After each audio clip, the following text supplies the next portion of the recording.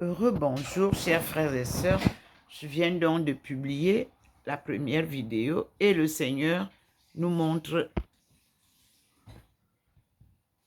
là, il est au-dessus, il est en train de passer au-dessus de la chaire écuménique et apostolique. Et il a éclairé aussi au niveau de Saint-Joseph. Là où moi je suis, ça reste toujours bien éclairé. Donc, il me descend là. Vous voyez? Après, il est passé, comme vous avez vu. Donc, il a traversé, il est passé. Je suis là, au niveau de la chaire académique. Vous pouvez voir, la lumière est là, le petit point vous montre. Je suis là. Et nous sommes maintenant au niveau de la chaire écuménique. Le Seigneur s'est soulevé. Il est au-dessus. Vous voyez comment ils sont là. Le Christ est ensemble avec son Père. Et moi, je suis à côté de la face du Christ qu'il m'a offert. Pour que vous voyez, la lumière vient d'en haut et le petit point vous montre.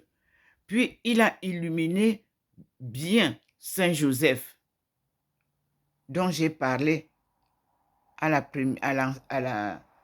première vidéo qui est déjà publiée. Je suis en train de publier. Nous sommes là. La lumière va à la cuisine, comme vous voyez. Voilà, le petit point traverse avec vous. Et je m'en vais voir s'il y a quelque chose à la cuisine. Je vais avec vous en suivant la lumière divine. Elle est déjà placée là, vous voyez? Elle est déjà placée là. Ça y est, nous sommes là.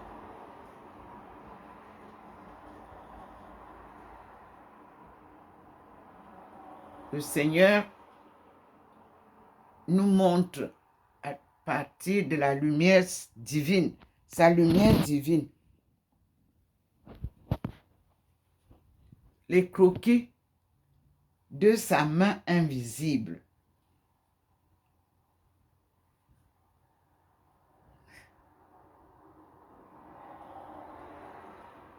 Donc, il a traversé avec moi.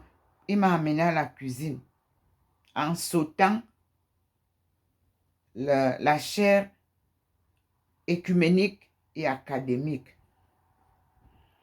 Et je viens de recevoir là aussi l'annonce du Vatican pour les offres d'emploi en économie.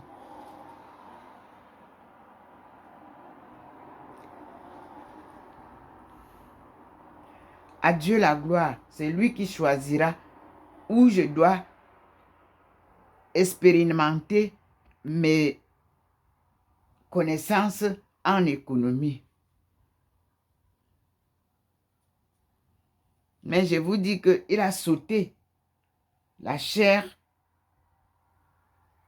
écuménique et pastorale. Après, la chaire académique, où il m'a posé. Et puis, on a continué la marche sur le mur. Bon, je viens de vous montrer. Vous voyez, là, on va maintenant, on retourne. Voilà, là où c'était tout à l'heure tout blanc, il n'y a plus. Et là où il y avait notre, il n'y a plus. Mais la plaque blanche, elle est là. Ça veut dire qu'il reviendra. On va au salon. Vous voyez ici, on est là à côté de Jésus. La plaque qu'il a posée, elle reste là. Nous sommes ici. Vous voyez bien comment la lumière, là voilà, voilà le petit point qui vous montre. Cette lumière relie celle de la cuisine. Et il y a deux petits points qui partent là. Vous voyez, ça relie dans la cuisine. Du salon à la cuisine. Voilà le petit point qui vient vous montrer. Il y a une plaque qu'il a posé le matin. C'est là. Nous avons, là maintenant, vous pouvez voir. Là où il y avait la... Tout à l'heure, c'était tout blanc. Il n'y a plus. D'accord? Bon. On repart. Et je suis toujours là. Avec Thérèse d'Avila. On n'a pas changé. Il n'a pas changé ici. Vous voyez ma face transfigurée. La face de Thérèse d'Avila, un peu plus bas, transfigurée. Le Christ aussi et son épouse, tous transfigurés, tout le corps. Eux, ils sont, tout le corps, c'est blanc. Et Maman Marie aussi, ici, c'est elle qui nous prend là. Vous voyez la lumière là, elle vient d'en haut, elle vient de dehors là. Elle va là. Et la deuxième branche, c'est la lumière du Seigneur. Celle-ci qui descend, c'est la lumière du Seigneur. Le mur qui est souvent derrière moi est là, comme vous voyez.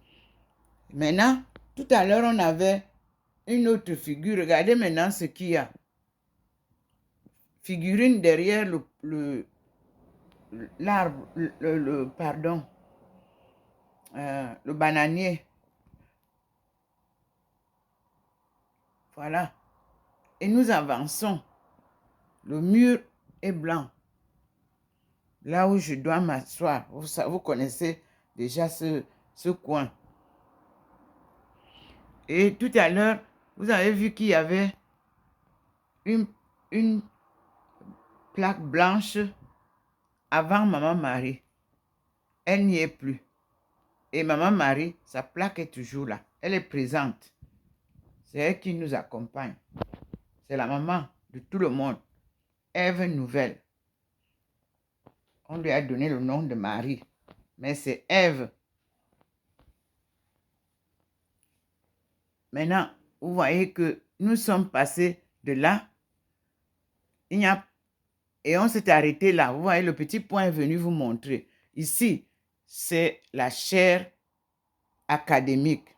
Il m'a posé dessus. Vous-même, vous voyez le petit point qui vous montre. Et on passe avec le petit point. Et vous voyez que le petit point ne me pose pas là. Ça traverse. C'est la main invisible. Et ça vient me poser à côté de Jésus. Vous avez vu? Voilà. Jésus, c'est la face, la sainte face qu'il m'avait donnée à Paray-le-Monial en cette nuit-là, du 8 au 9 août 2007, lors du rassemblement des familles. Il y avait plus de 4000 personnes pour le problème de la famille en crise. Et je vous ai dit que je n'avais pas idée de ce voyage-là. Mais c'est par hasard qu'un monsieur appelé Charpentier me donnera le petit flyer à la gare de Montparnasse où j'étais alignée pour acheter mes tickets du mois. Parce que je travaillais au groupe Accor. J'ai perdu ma fille du tsunami. J'ai travaillé en haut au groupe Accor. Donc, et moi, j'habitais Saint-Ouen. Donc, il faut acheter les carnets mensuellement et avoir aussi les carnets pour la ville. Les carnets de tickets de train et de métro. Nous passons. Voici le petit point qui vous montre la lumière qui passe. Cette lumière-là qui va avec moi à la cuisine. Vous voyez, là voici. On y va. Parce que quand elle me conduit comme ça veut dire que peut-être il s'est encore manifesté, je ne sais pas. On va à la cuisine. Bon, non, il voudrait vous montrer que voici maintenant. Tout à l'heure, vous avez vu que j'étais là. Vous avez vu qu'on était les 3 femmes qui m'accompagnent. Et vous avez vu le Christ avec... quand il arrive souvent derrière moi le matin, la forme est comme le poisson. Voilà, il a montré. Maintenant, il n'y a rien. D'accord? Il n'y a plus rien. Nous n'avons plus rien là. On repart donc.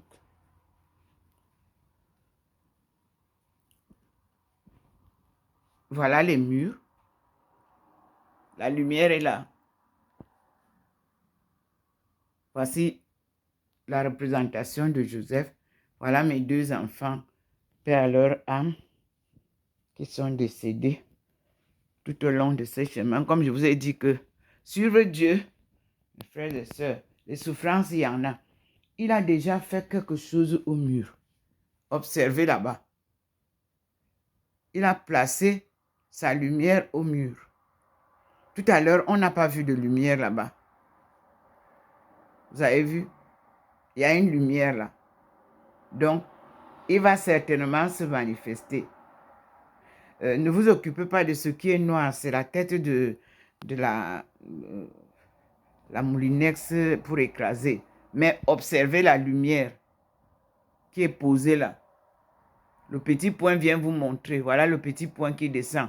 Il montre. Parce que partout, quand je parle, et que là où je dois dire, vraiment, le petit point, il est présent. Comme vous le voyez souvent à l'église là, ou bien...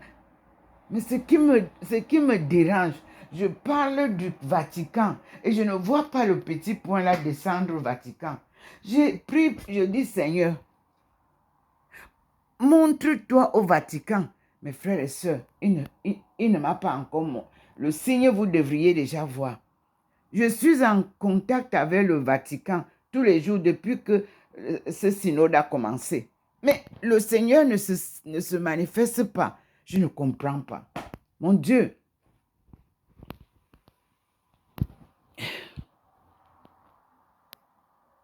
Dieu est vérité. Voilà, ici il a posé sur la porte. Vous avez vu? C'est posé là. C'est tout blanc là.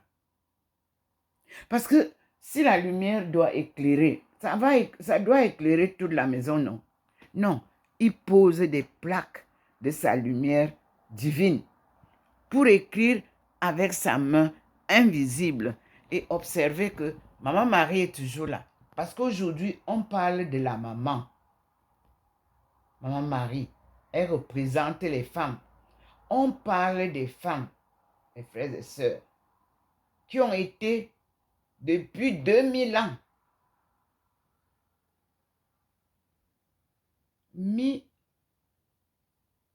en éveil, comme les ordinateurs. C'est-à-dire qu'on met l'ordinateur en éveil, on n'allume pas. Dieu vient mettre dans la femme en marche avec la famille qu'il lui a confiée. Et souvenez-vous de ma vision du 10 août 1985 à la Cité des Palmiers, à Douala au Cameroun, à la veille de la célébration de l'Eucharistie par le pape Jean-Paul II, paix à son âme.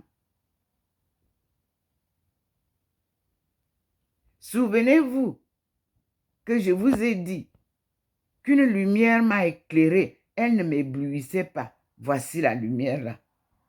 Elle ne m'éblouit jamais. Vous voyez comment je suis enveloppée de la lumière là. Elle ne m'éblouit pas.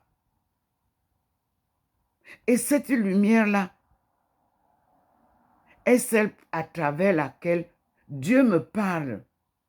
Et cette nuit là, il m'a dit toujours un peu vers les 4h30, 4h du matin. Il m'a dit, femme, lève-toi, un devoir t'attend. Va et dis aux femmes de ton peuple que le redressement de la cellule familiale incombe à la femme. Il avait d'abord dit, vous incombe. J'ai frémi. Il a dit, incombe à la femme. J'ai compris que c'était à nous toutes, pas à moi seule, que cela incombe. Puis, il a dressé devant moi une église en ruine, une église catholique, avec un gros clocher d'antan là. Les enfants partaient tirer, on sonne con, là. En ruine, il était posé en haut, l'horloge. Elle aussi en ruine, parce que les chiffres tombaient déjà.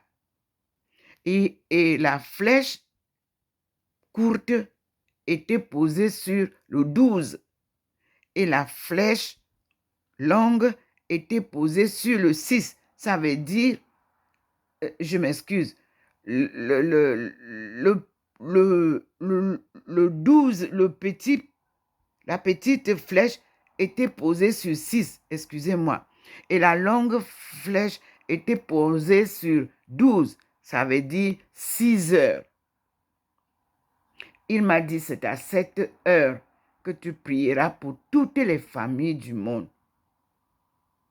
Ça, je le fais tous les jours. Prier n'est pas réciter le chapelet, réciter les... Non. Je lui présente toutes les familles du monde. Connues ou pas connues. Et je dis, Seigneur, prends soin d'eux. Aide-les. Assiste-les. Accompagne-les. Car tu nous aimes tous. Je le fais chaque jour. Et je dis, Seigneur, à toi la gloire. Je ne demande pas que vous veniez me demander de prier pour vous. Sachez que vous êtes déjà, quand vous m'appelez là, vous parlez de, sachez que vous êtes déjà dans le lot de ceux et celles pour qui je prie.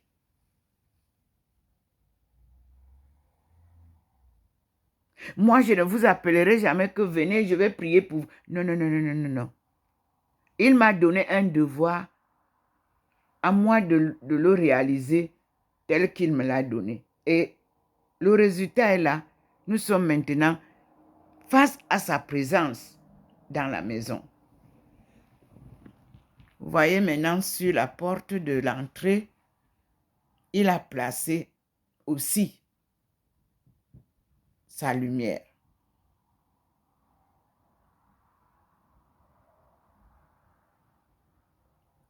Ici, il a placé encore sa lumière en bas là où j'ai enlevé, là où j'ai pris tous les livres des Mormons. Il me renvoie là-bas. Je vous montre. Le dernier box. Nous sommes là.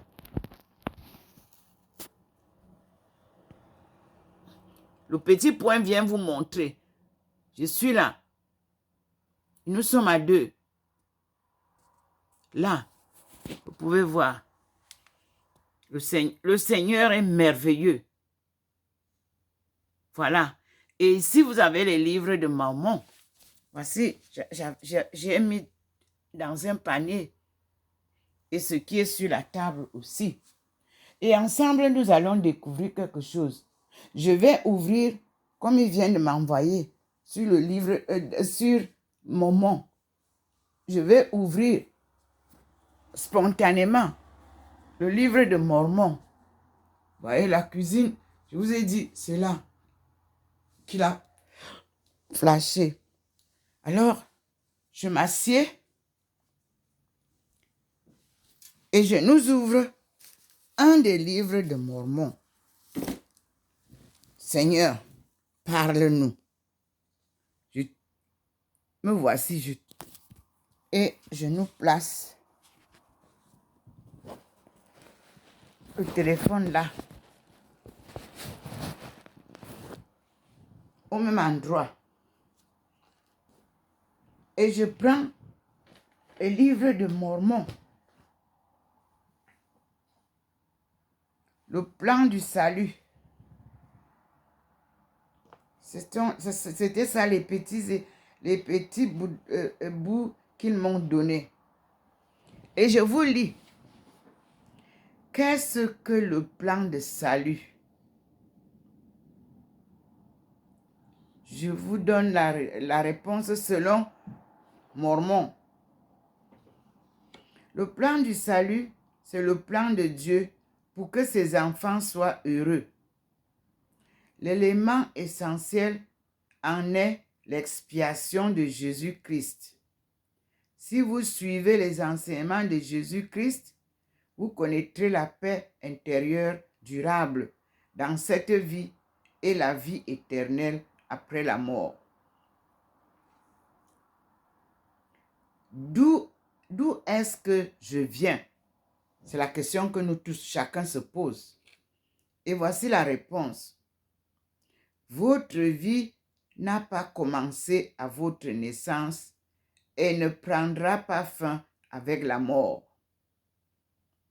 Vous êtes fait d'un corps d'esprit, entre parenthèses, parfois appelé l'âme, fermez la parenthèse, et d'un corps physique. Votre Père céleste a créé votre esprit et vous avez vécu avec lui en tant qu'esprit avant de venir sur la terre. Vous le connaissiez et vous l'aimiez, et il vous connaissait et vous aimait. Cette période est appelée la vie préterrestre. Pendant cette vie préterrestre, on vous a enseigné les principes et les commandements qui mènent au bonheur. Votre intelligence a grandi et vous avez appris à aimer la vérité. On vous a enseigné le plan du salut. Au cours de cette vie terrestre, Jésus-Christ a été choisi pour être le Sauveur. Vous avez appris que grâce à lui, vous pourriez surmonter toutes les conséquences de vos mauvais choix. Une partie importante du plan de Dieu était que vous veniez sur terre pour y recevoir un corps physique et apprendre à faire de bons choix. Vous n'auriez pas le souvenir d'avoir vécu en présence de notre Père céleste, mais il vous donnerait la capacité de distinguer le bien du mal. Vous auriez la faculté de reconnaître son amour et la vérité.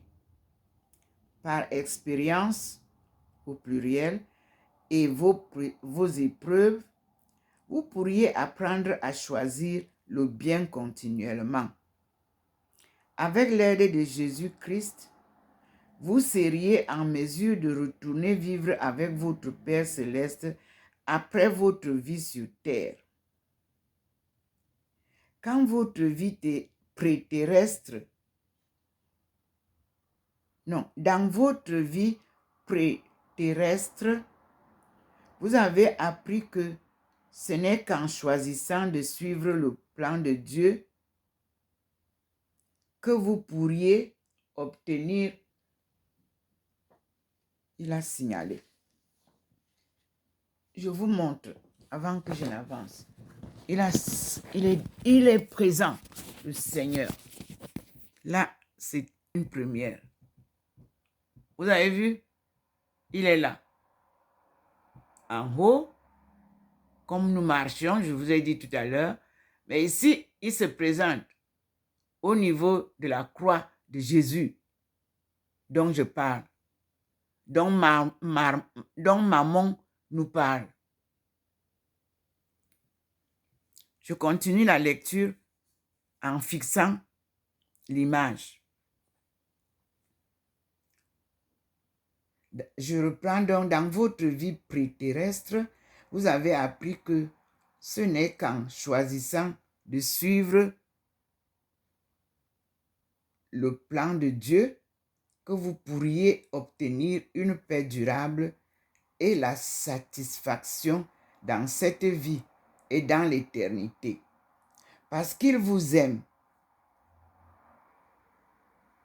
votre Père céleste vous a donné le libre arbitre. Voilà, vous avez vu tout à l'heure. Il a signalé, donc, pour confirmer, et je tourne, puisque il s'est éteint. Je crois qu'il se rend compte que j'ai la difficulté entre vous montrer sa présence et lire. Donc il dit, votre Père céleste vous a donné le libre arbitre et le pouvoir de faire des choix. Il vous a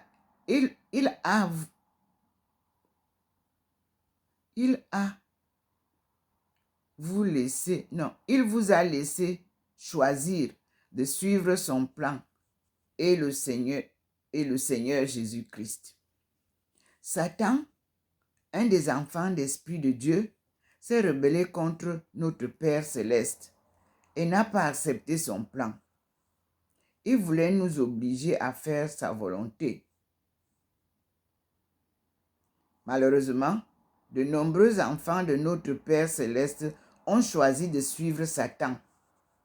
Satan et ceux qui l'ont suivi ont été chassés de la présence de Dieu et n'ont pas été autorisés à naître sur la terre.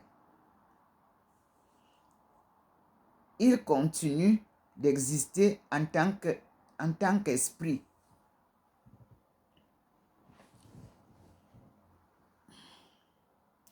Ils sont malheureux et désirent que vous soyez malheureux. Ils vous tentent ainsi que tous les enfants de Dieu à faire des choses qui amènent le malheur et qui ne plaisent pas à Dieu. Donc on a au début ici dans un encadre. Ça, vous lirez, ce que nous sommes en train de lire est dans Alma 22, verset 13. Et il est dit, le plan du salut, entre parenthèses, Alma, a été préparé dès la fondation du monde par le Christ pour tous ceux qui croiraient en son nom. Et ici, dans l'autre encadre, il est dit, bien que vous ne vous en souveniez pas, avant de venir sur cette terre, vous avez vécu en présence de Dieu, notre Père éternel, et de son Fils Jésus-Christ. Vous avez poussé des cris de joie en apprenant qu'on vous donnait le droit de venir sur cette terre pour recevoir un corps et suivre le plan de Dieu pour votre bonheur. Donc, ici, nous avons à ces deux lectures des mots en rouge. Il y a d'abord le plan du salut en rouge. Il y a l'expiation en rouge. Il y a la vie terrestre. Et puis, il y a donc les mots en rouge sont définis aux pages 18 et 19. Et puis, il y a libre arbitre. J'y vais donc, pages 18 et 19. Donc, quand on a donc lu ça, et puis on a, dans la vie préterrestre, vous avez choisi d'avoir la foi en Jésus-Christ et de suivre le plan de Dieu. Parce que vous aviez fait ces choix, vous êtes nés sur la terre. Ce n'est qu'en faisant les mêmes choix que vous trouverez la paix dans cette vie et pourrez retourner vivre avec votre Père céleste dans cette vie sans fini. Non, excusez-moi. Et on dit, ce n'est qu'en faisant les mêmes choix que vous trouverez la paix dans cette vie et pourrez retourner vivre avec votre Père céleste quand cette vie sera finie. Quel est mon but dans la vie? Réponse. La création et la chute. La terre a été créée pour que les enfants de notre Père céleste y vivent et acquièrent de l'expérience. Adam et Ève ont été les premiers enfants de Dieu à venir sur terre. Ils vivaient dans un endroit appelé le Jardin d'Éden, où ils étaient encore en présence de Dieu. Notre Père céleste a donné le libre arbitre ou liberté de choisir à Adam et Ève. Il leur a commandé de ne pas manger du fruit de l'arbre de la connaissance du bien et du mal. En obéissant à ce commandement, ils pourraient rester dans le jardin, mais ne pourraient pas progresser en apprenant par leur expérience et leurs difficultés. Satan a incité Adam et Ève à manger du fruit défendu et ils ont choisi de le faire. Cela faisait partie du plan de Dieu. En conséquence de leur décision, ils ont été retranchés de la présence de Dieu physiquement et spirituellement.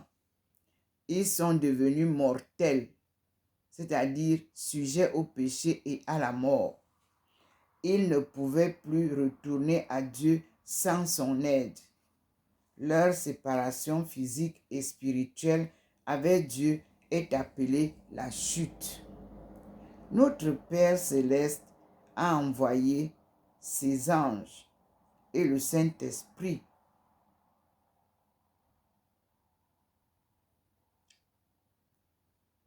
enseigner le plan du salut à Adam et Ève. Au centre de ce plan se trouve l'expiation de Jésus-Christ qui permet aux enfants de Dieu de surmonter les effets de la chute et d'avoir de la joie dans cette vie et dans l'éternité. Ça, c'est le livre de Mormon et l'écriture est de Alma. Alma 22, verset 13. Nous allons donc d'abord, avant de partir, voir. Nous allons prendre la page 18 et 19. Nous allons d'abord prendre le premier mot, c'est le plan de salut. Le plan de salut.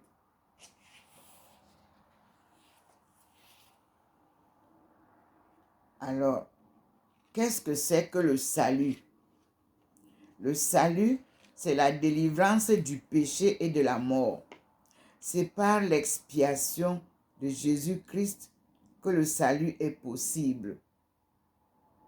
Grâce à la résurrection de Jésus-Christ, tout le monde pourra surmonter les effets de la mort. Nous pouvons aussi être sauvés des effets du péché par la foi en Jésus-Christ.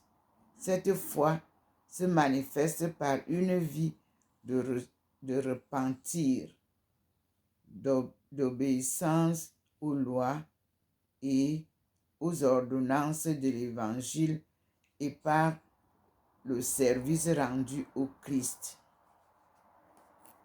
Et ensuite, nous avons donc un autre mot, libre choix. Non, on a l'esprit d'abord. On a l'esprit. Esprit. Partie de la personne. L'esprit est la partie de la personne qui vivait avec notre Père céleste avant la naissance. Pendant la vie sur terre, l'esprit est uni au corps physique. L'esprit continue à vivre après la mort. Après, nous avons vu vie préterrestre.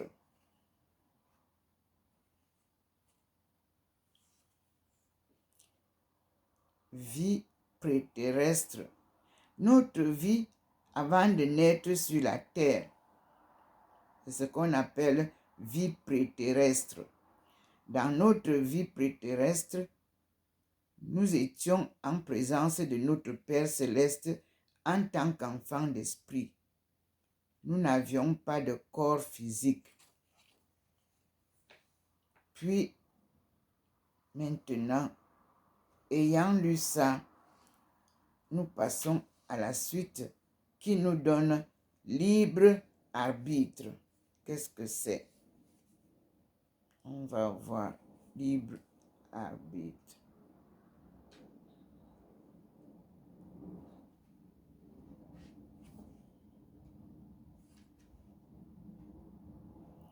Don fait par Dieu de choisir entre le bien et le mal, entre ce qui est juste et ce qui ne l'est pas. C'est le libre arbitre. Et nous avons le mot expiation. L'expiation de Jésus. Expiation veut dire l'événement qui nous permet d'être réconciliés avec Dieu. Expier, c'est subir le châtiment du péché et ainsi enlever les effets du péché sur le péché repentant. Jésus-Christ était le seul être capable d'accomplir une expiation parfaite pour tout le genre humain. Son expiation comportait sa souffrance pour nos péchés, son sang versé, sa mort et sa résurrection. Grâce à l'expiation, tous les gens qui ont vécu sur cette terre ressusciteront. L'expiation nous donne aussi un moyen de recevoir le pardon de nos péchés et de vivre éternellement avec Dieu. Frères et sœurs, après avoir lu ça, le livre de Mormon m'a donné une autre possibilité de comprendre leur enseignement. Et là, c'est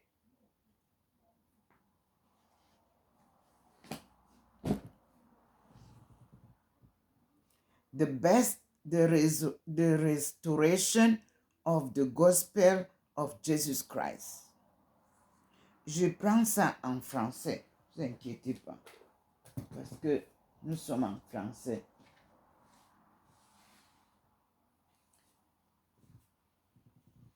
Le rétablissement de l'évangile de Jésus-Christ.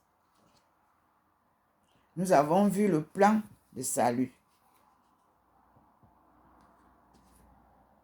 Ici, nous allons ouvrir toujours à la première page. Et je lis. Le rétablissement de l'évangile de Jésus-Christ. Dieu est votre Père céleste et il vous aime. Dieu est votre Père céleste. Il vous connaît personnellement et vous aime plus que vous ne pouvez le comprendre. Il désire que vous soyez heureux dans cette vie et dans l'éternité. Pour atteindre ce but, il a prévu un plan appelé l'Évangile. C'est écrit en rouge. Donc, il dit, pour atteindre ce but, il a prévu un plan appelé l'Évangile de Jésus-Christ. Jésus-Christ est le Fils de Dieu. Sa vie et ses enseignements sont un guide pour obtenir la paix dans cette vie et la joie dans l'éternité. Dans l'encadrement, il y a un petit coin qui nous dit « Notre Père céleste a redonné, c'est-à-dire a rétabli des vérités divines que vous pouvez apprendre et vivre. Ces vérités ont été révélées aux prophètes depuis le commencement. » Prophètes au pluriel. Les prophètes. Maintenant, un autre sous-titre. L'évangile est une bénédiction pour les familles et pour les personnes. Je cite. L'évangile de Jésus-Christ est une bénédiction pour tous ceux qui l'acceptent et le vivent. Un des meilleurs endroits pour enseigner et mettre en pratique l'évangile, c'est au sein de la famille. Dieu a instauré la famille pour apporter le bonheur à ses enfants. Leur permettre d'apprendre des principes corrects dans une atmosphère d'amour et nous préparer à retourner auprès de lui après notre mort. Bien que les relations familiales soient parfois difficiles, notre Père céleste nous bénit lorsque nous faisons des efforts pour suivre les enseignements de Jésus-Christ.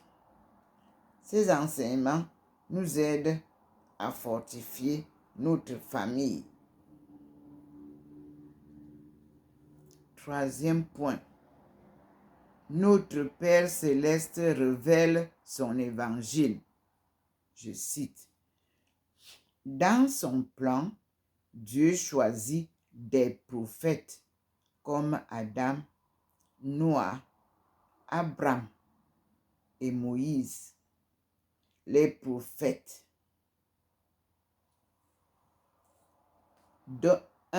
Donnent des enseignements sur Dieu et sont des témoins spéciaux de son Fils Jésus-Christ.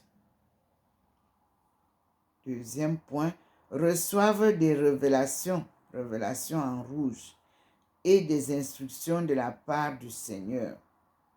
Troisième point, enseignent l'évangile au monde et interprètent la parole de Dieu. On va lire à la page 18 ce que c'est que les révélations.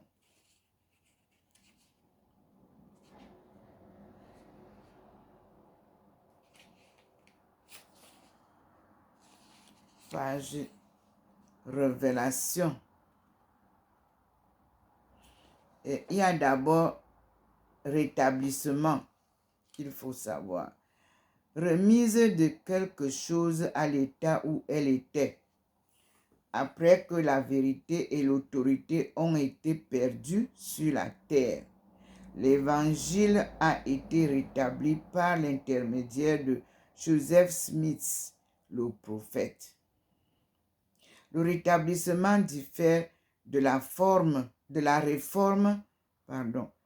Le rétablissement diffère de la réforme en ce que réformer signifie modifier une organisation ou une pratique existante pour essayer de la ramener à son état de départ. Tandis que le rétablir peut dire remettre dans sa totalité, remettre dans son premier état l'organisation ou la pratique originelle dans sa totalité. Maintenant, nous avons le livre, on a dit, Révélation.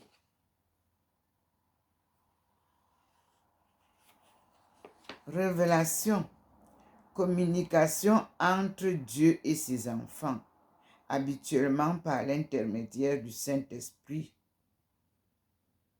Les personnes peuvent recevoir des révélations pour être guidées dans leur vie personnelle, mais il n'y a que les prophètes choisis de Dieu qui peuvent recevoir des révélations pour le monde entier.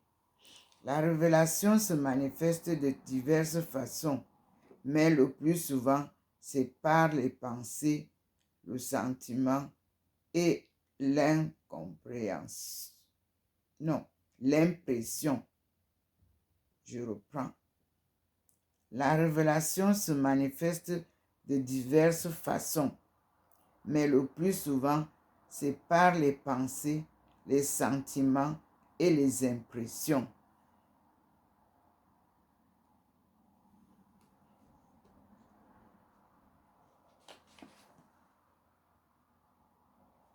Et nous continuons la lecture du petit livre Le rétablissement de l'évangile de Jésus-Christ.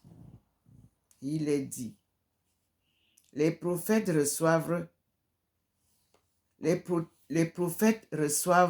la prêtrise, c'est-à-dire l'autorité de parler et d'agir au nom de Dieu pour diriger ses enfants. Les gens qui suivent les prophètes reçoivent les bénédictions que Dieu a promises. Ceux qui rejettent l'évangile et les prophètes de Dieu perdent leur bénédiction et s'éloignent de Dieu. Ceux qui jettent les prophètes et abandonnent leurs engagements de suivre Dieu sont dans une condition appelée apostasie.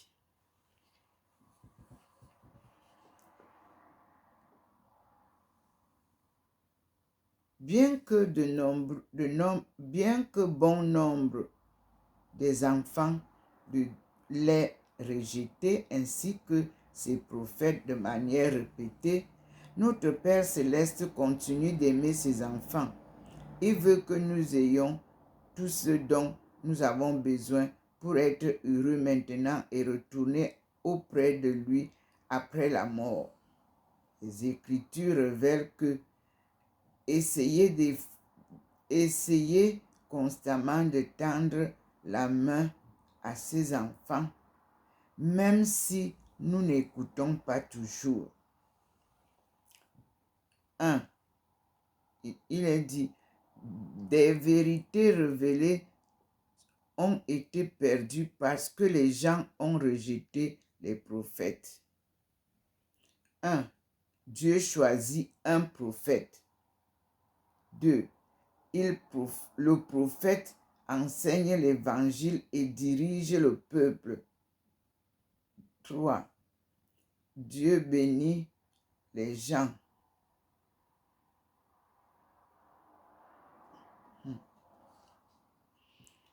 3. Dieu bénit les gens. 4.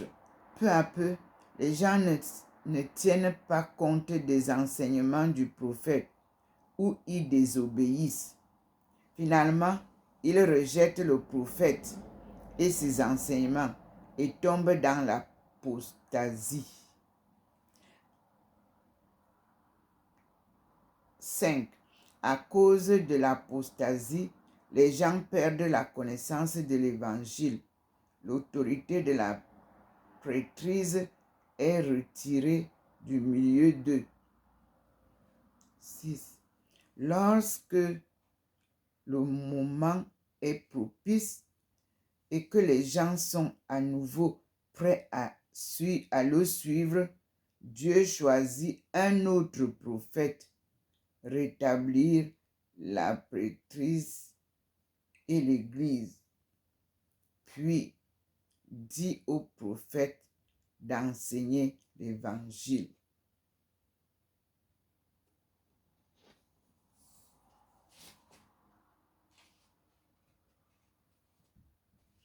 Jésus-Christ a établi son Église. C'est sous-titre suivant.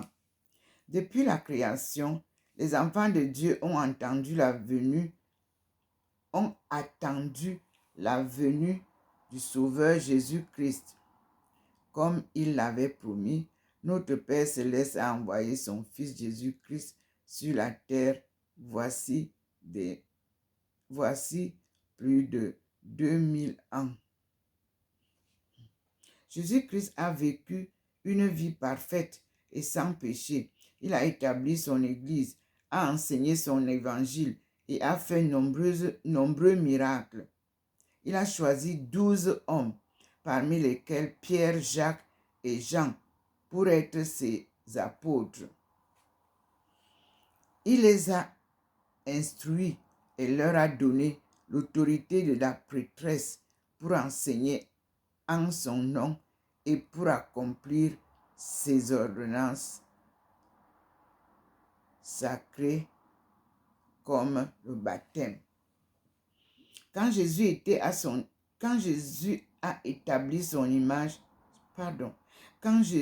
établi son Église, il a reçu les instructions de notre Père Céleste. Puis il a instruit des disciples. Jésus a enseigné à ses disciples que la relation venant de Dieu était son Église. À la fin de sa vie, Jésus-Christ a souffert et est mort pour les péchés de quiconque a vécu ou vivra sur la terre. Ce sacrifice est appelé l'expiation. Par ses souffrances, sa mort et sa résurrection, le Sauveur nous a permis d'obtenir le pardon.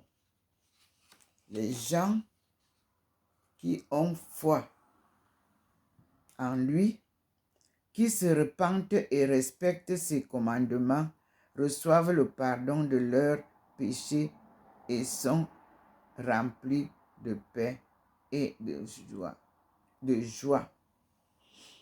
Après sa résurrection, Jésus-Christ a guidé ses apôtres par l'intermédiaire de la révélation. La Bible montre différentes manières par lesquelles il a continué à diriger son Église, voire actes dirigés par Dieu et non par les hommes.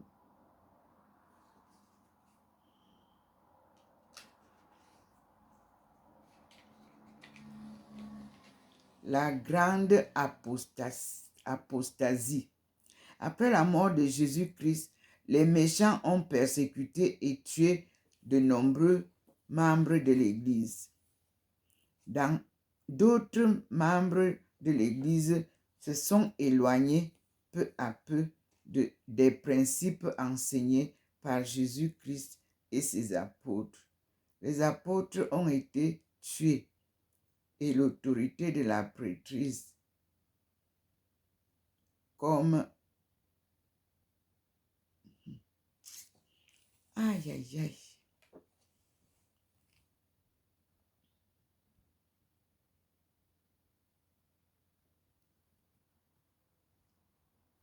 Les apôtres ont été tués et l'autorité de la prêtrise, comprenant les clés pour diriger et recevoir les révélations pour l'Église, a été enlevée de la terre. Du fait que l'Église n'était plus dirigée par l'autorité de la prêtrise, des erreurs se sont glissées dans les enseignements de l'Église. Il est resté des personnes sincères et une grande part de vérité, mais l'Évangile tel qu'il avait été institué par Jésus-Christ était perdu. Cette période est appelée la grande apostasie. Cette apostasie a donné naissance à de nombreuses églises dont les enseignements sont en désaccord. Pendant cette période, beaucoup d'hommes et de femmes ont cherché la vérité, mais sans pouvoir la trouver. De nombreuses personnes bonnes croyaient en Dieu et en Jésus-Christ. Elles essayaient de comprendre la vérité et de l'enseigner, mais elles n'avaient pas tout l'évangile ni l'autorité de la prêtrise.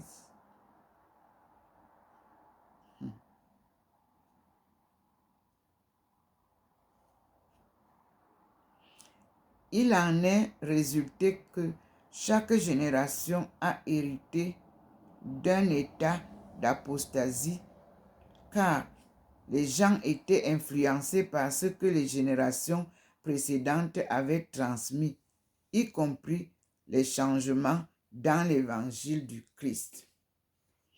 Des personnes inspirées comme Martin Luther et Jean Calvin ont pris conscience que la pratique et la doctrine avaient été changées ou perdues.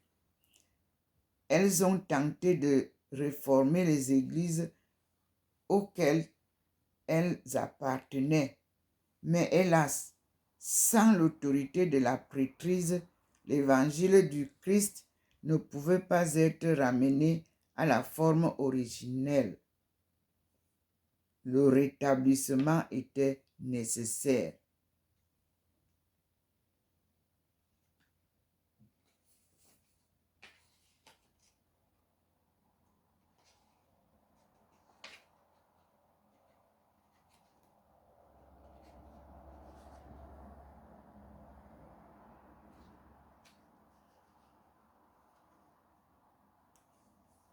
Maintenant, Dieu savait qu'une apostasie se produirait. Il a dit, par l'intermédiaire d'un prophète de l'Ancien Testament, je cite, « Voici, les jours viennent où j'enverrai la famine dans le pays, non pas la disette du pain et la soif de l'eau, mais la faim et la soif d'entendre les paroles de l'Éternel. Ils seront errants d'une mer à l'autre, du septentrion à l'orient, et du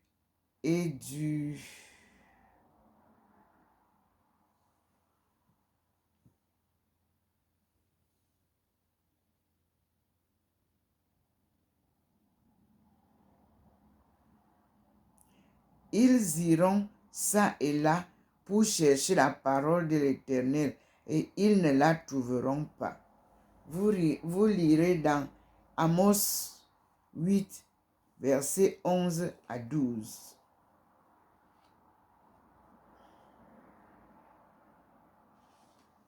Alors, le rétablissement de l'Évangile en 1820, comme il l'avait fait tout au long de l'histoire, notre Père céleste a de nouveau choisi un prophète pour rétablir l'Évangile et la prêtrise sur la terre. Ce prophète s'appelait Joseph Smith. Quand il était jeune garçon, Joseph était troublé par les différences entre nombreuses églises qui existaient dans la région et il voulait savoir quelle église avait raison. Ayant conscience de son manque de sagesse, il a suivi un conseil qu'il a trouvé dans la Bible. Je cite, « Si quelqu'un d'entre vous manque de sagesse, qu'il la demande à Dieu qui donne à tous simplement et sans reproche, et elle lui sera donnée. » Entre parenthèses, Jacques 1, verset 5. Joseph Smith a décidé de demander à Dieu ce qu'il devait faire. Quand Joseph a prié pour connaître la vérité, notre Père céleste et Jésus-Christ lui sont apparus. Jésus a dit à Joseph de ne se joindre à aucune église, car elles étaient toutes dans l'erreur. Fermez les guillemets. elles étaient toutes dans l'erreur. Il a ajouté à propos de ceux qui les dirigeaient: ils s'approchent de moi des lèvres, mais leur cœur est éloigné de moi. Ils enseignent pour doctrine des commandements d'hommes, ayant une forme piété. Mais ils en nient la puissance. Vous lirez ça dans Joseph Smith, son livre Histoire 1, verset 19. Comme Dieu l'avait fait pour Adam, Noah, Abraham, Moïse et d'autres prophètes, il a appelé Joseph Smith à être le prophète par l'intermédiaire de qui la plénitude de l'évangile a été rétablie.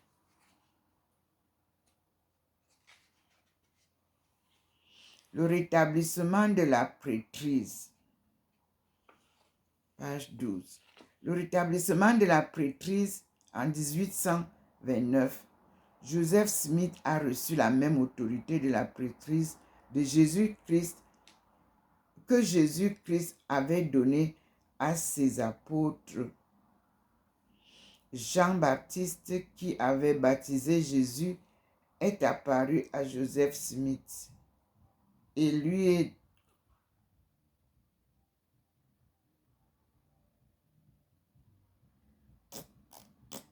Mon Dieu, merci Seigneur.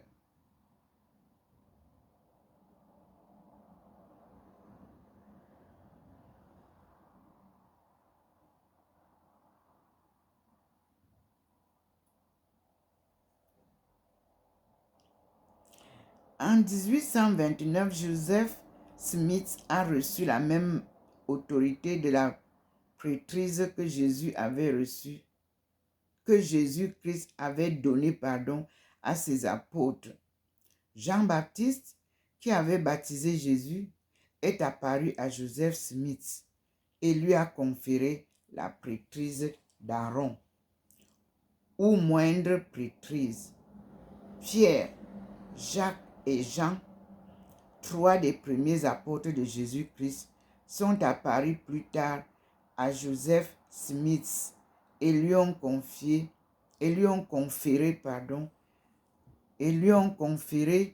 la prêtrise de Melchizedek, ou prêtre supérieur.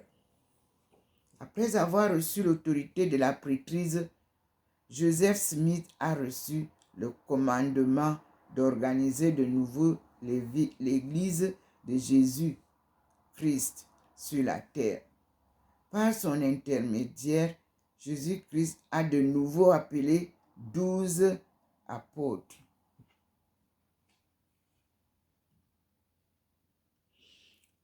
Tout comme il avait guidé ses apôtres dans la révélation après sa résurrection, Jésus continue à diriger son Église aujourd'hui par l'intermédiaire de prophètes et des apôtres vivants.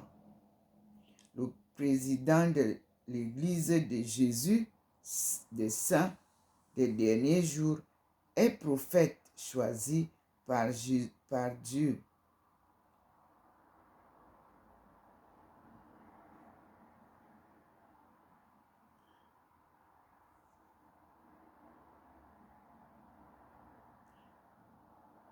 Aujourd'hui. Donc, le président de l'Église de Jésus-Christ, des saints des derniers jours, est le prophète choisi par Dieu aujourd'hui.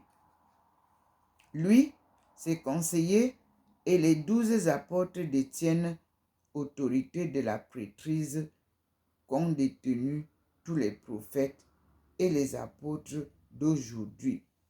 Ces hommes sont des prophètes, des voyants et des révélateurs. Il y a un petit encadre qui nous dit: Jésus a envoyé Jean-Baptiste, puis 3 de ses apôtres. dont Joseph.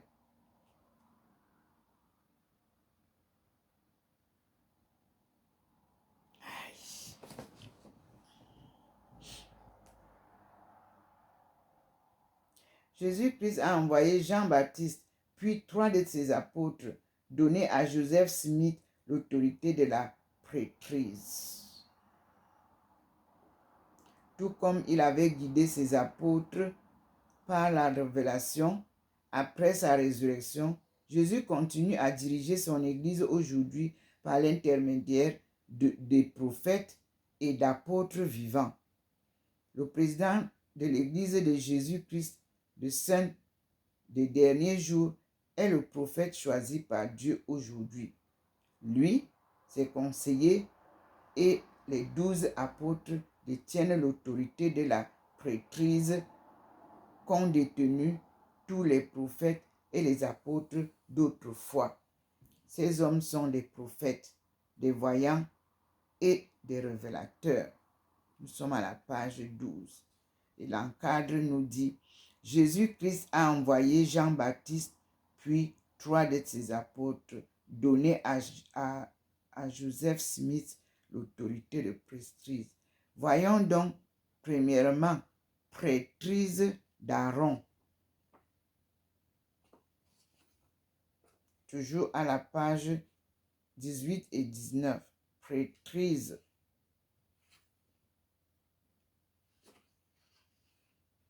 Prêtrise d'Aaron. On commence par prêtrise. Qu'est-ce que c'est que prêtrise? La prêtrise, c'est l'autorité et le pouvoir de Dieu. Dieu donne son pouvoir aux hommes pour qu'ils agissent en son nom. La prêtrise d'Aaron a été rétablie par Jean-Baptiste, qui avait baptisé Jésus. Il l'a conférée à Joseph Smith.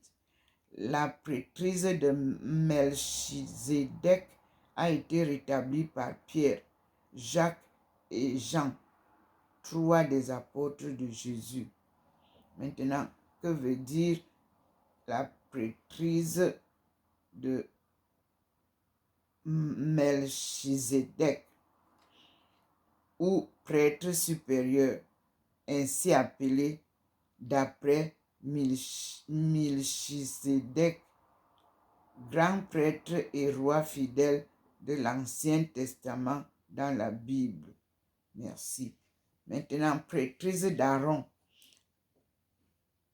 Au moindre prêtre, cette prêtrise comporte l'autorité de baptiser et elle porte le nom d'Aaron, personnage de l'Ancien Testament. Donc, on a dit que ils ont écrit que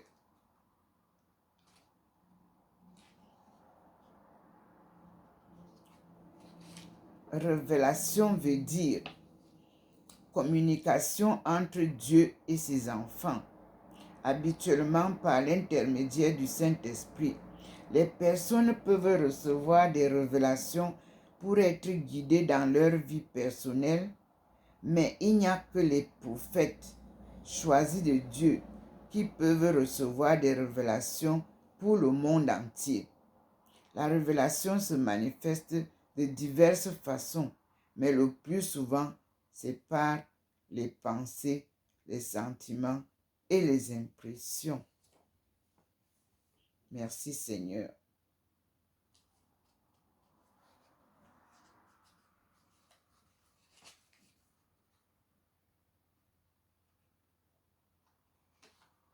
Et qu'est-ce que c'est que les apôtres? Parce que Jésus a organisé son Église, il a appelé et ordonné des apôtres. Il leur a donné son autorité pour enseigner et baptiser. On appelle cette autorité la prêtrise. Après sa mort et sa résurrection, il a continué à guider ses apôtres par l'intermédiaire de la révélation.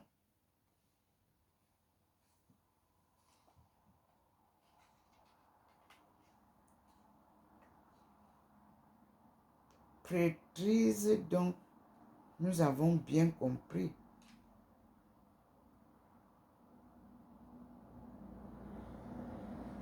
Et maintenant, le livre de Mormon.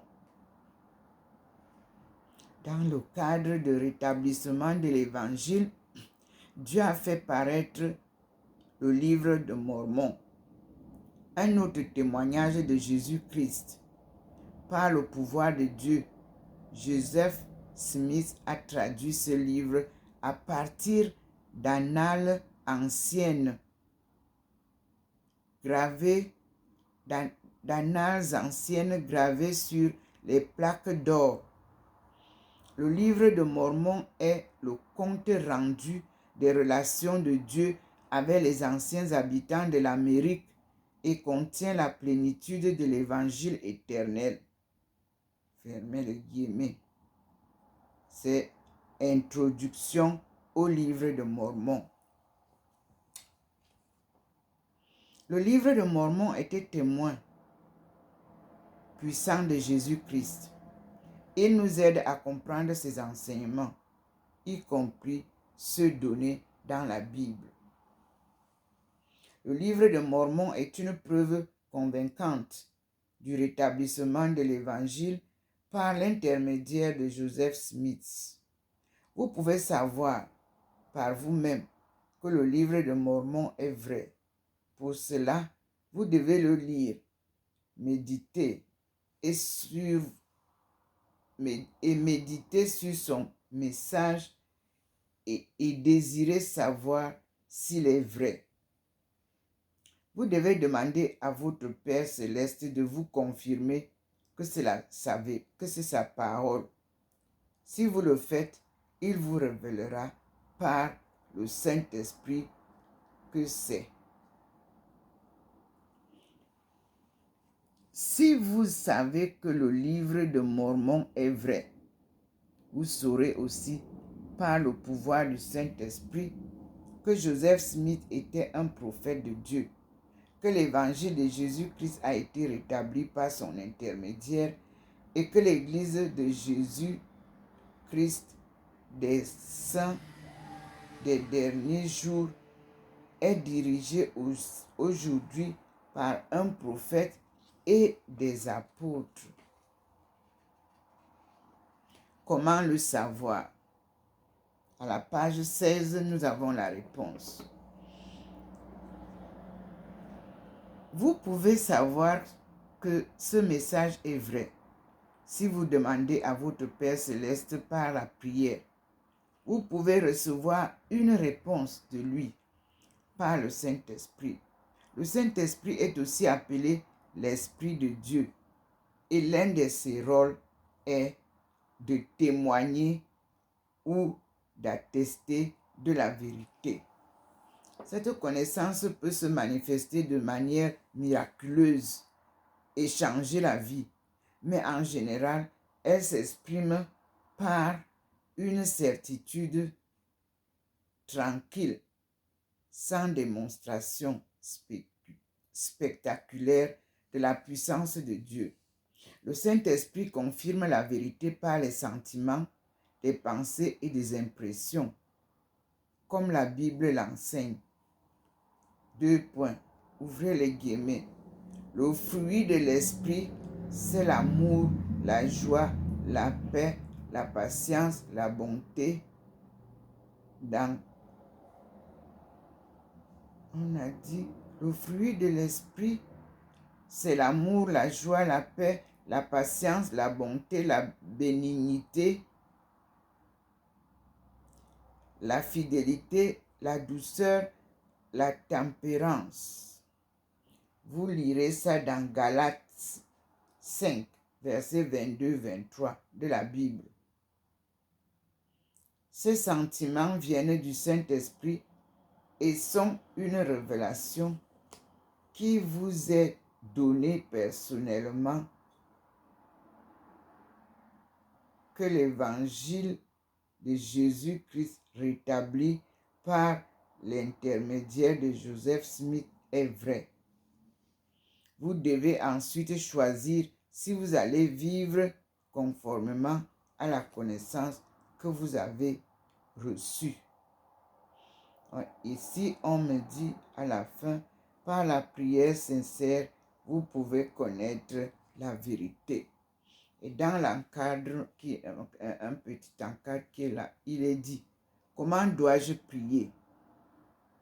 Adressez-vous, 1. Adressez-vous à votre Père céleste. 2. Exprimez les sentiments de votre cœur. Reconnaissance, question, demande de confirmation de la vérité du livre de Mormon et de ce que les missionnaires ont enseigné. Fermez la parenthèse. Dernier point. Terminez en disant au nom de Jésus-Christ. Amen.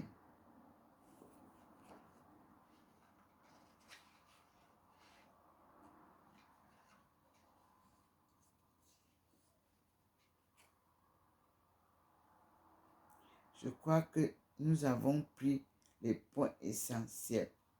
Le baptême.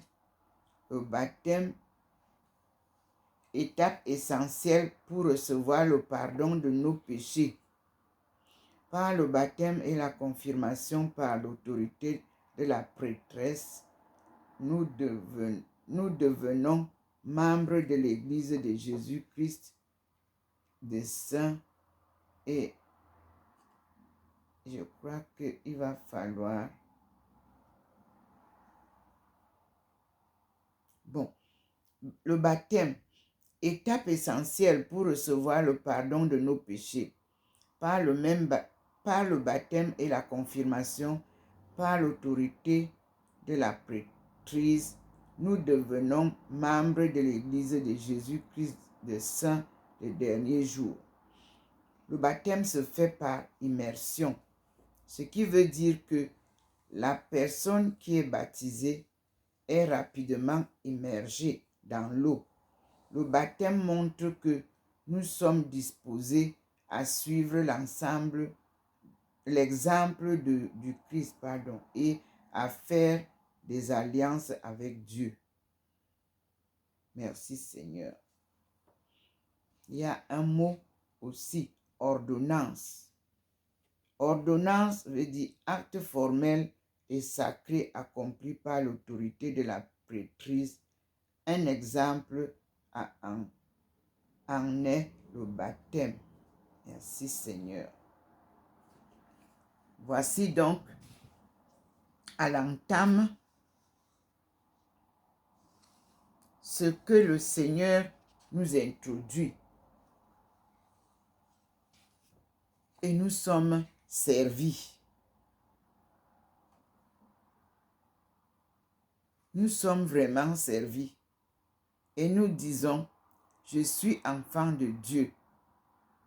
Et il m'a mise ici. Il m'a donné un foyer. Des parents si gentils. Conduis-moi et marche avec moi sur le bon chemin. Apprends-moi comment agir pour le connaître enfin. Ça, c'est votre vie sur terre. On clôture donc en disant, en conséquence de la chute, vous êtes retranchés de la présence de Dieu physiquement et spirituellement. Cette séparation fait partie du plan de Dieu pour ses enfants. Le but de votre départ de sa présence pour venir sur terre est de prendre un corps, d'acquérir de l'expérience et d'apprendre à faire de bons choix. De nombreux aspects de la vie apportent du bonheur, mais d'autres apportent du chagrin ou apportent le chagrin. Ces expériences vous aident à apprendre à distinguer le bien du mal et à choisir le bien. Dieu vous incite à faire le bien et à le suivre, tandis que Satan vous tente à ignorer Dieu et à commettre le péché. Pécher, c'est choisir sciemment de faire le mal et non le bien. Fermez la parenthèse. Pécher, c'est choisir sciemment de faire le mal et non le bien. Lorsque vous choisissez de suivre Dieu et de respecter ses commandements, vous acquérez plus de sagesse et de force de caractère. Vous pouvez connaître la joie comme dans les moments d'épreuve et vous pouvez faire face aux difficultés de la vie dans un esprit de paix. Vous avez fait beaucoup de bons choix dans votre vie, mais vous avez aussi fait de mauvais choix. Lorsque vous faites de mauvais choix et que vous commettez le péché, d'une certaine manière, vous vous séparez de Dieu. Les Écritures appellent cette séparation la mort spirituelle. En plus de vous séparer de Dieu, le péché cause culpabilité et honte. Vous ne pouvez pas surmonter le péché et ses conséquences par vous-même.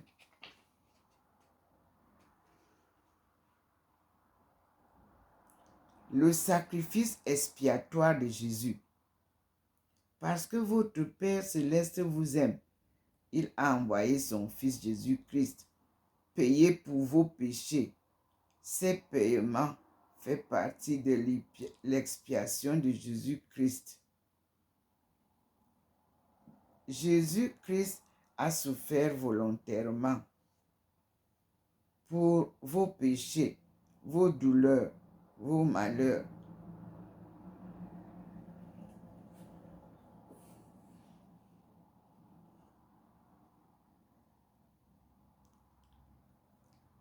Il a souffert pour vos péchés, vos douleurs, vos maladies et vos chagrins.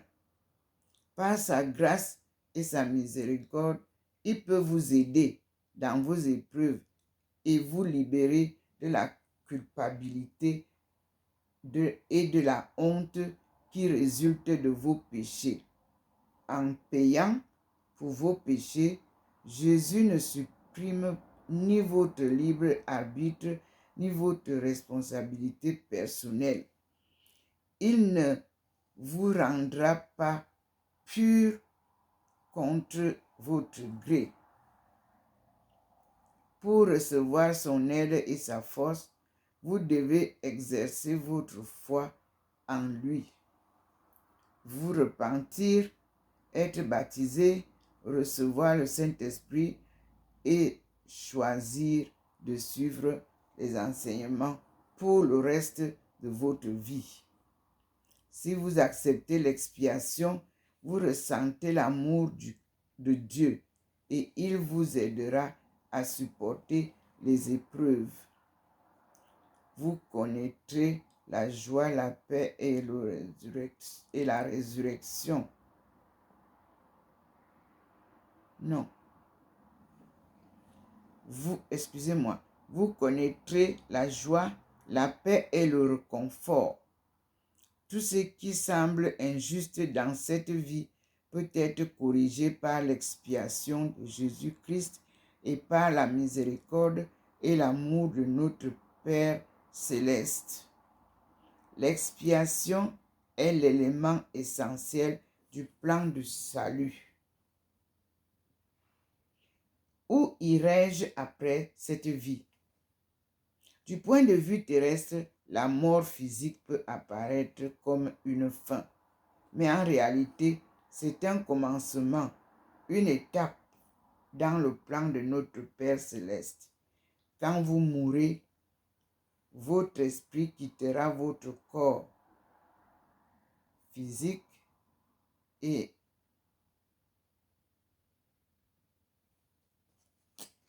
mon Dieu.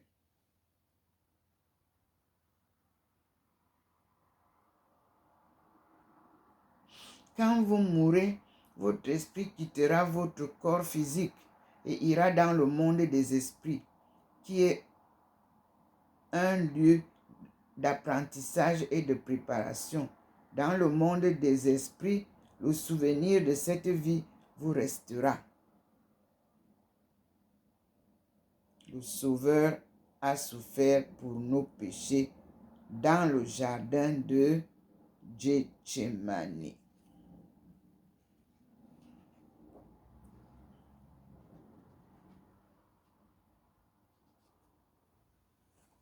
Merci Seigneur. Ça, ce sont les bouclettes qu'elles m'ont données, les premiers petits livres. Et nous disons merci au Seigneur. J'ai fini la lecture. Ce qui était là-bas n'y est plus. Mais je vois que à la place des livres de Mormon, tout est encore là. Et je vous remontre l'endroit. Je m'approche de ce box-là.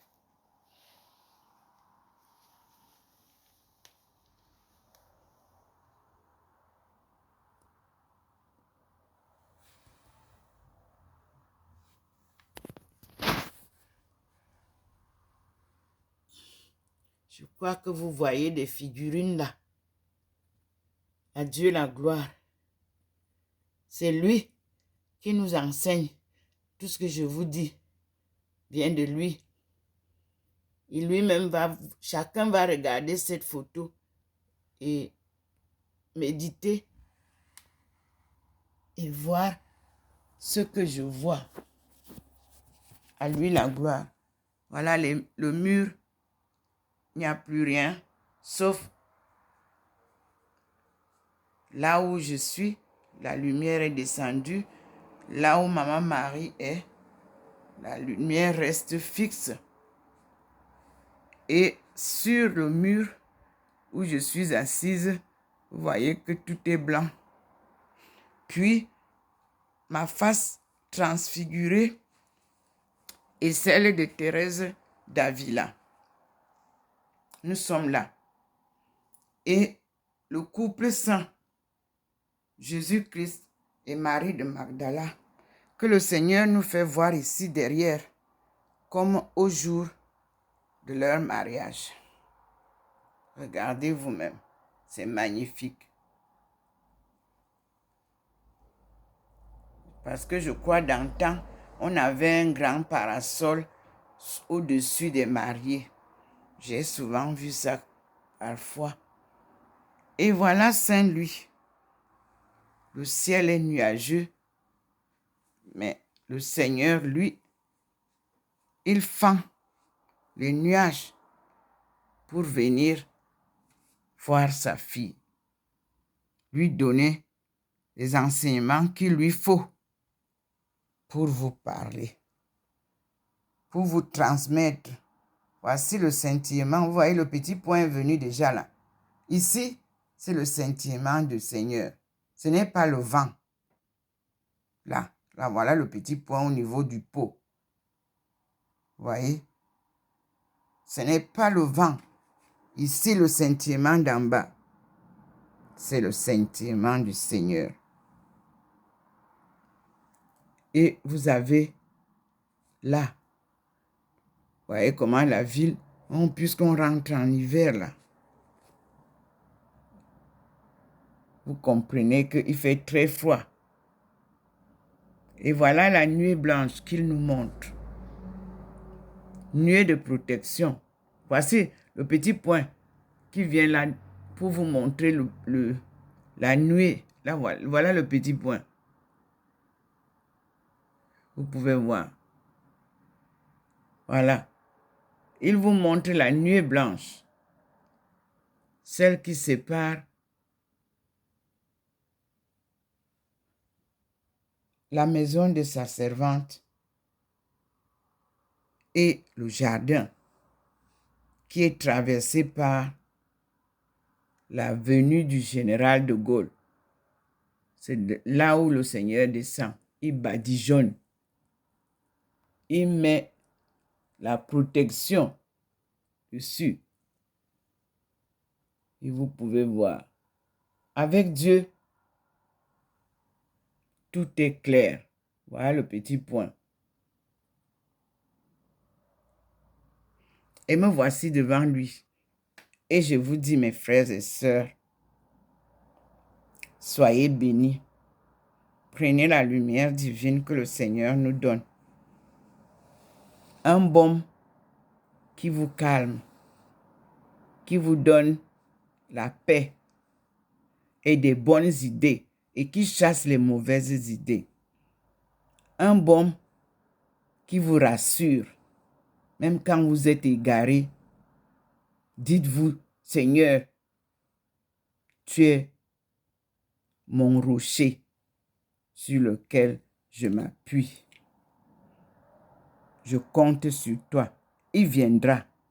Mais si tu as fait du mal, confesse ton mal et tout ira bien.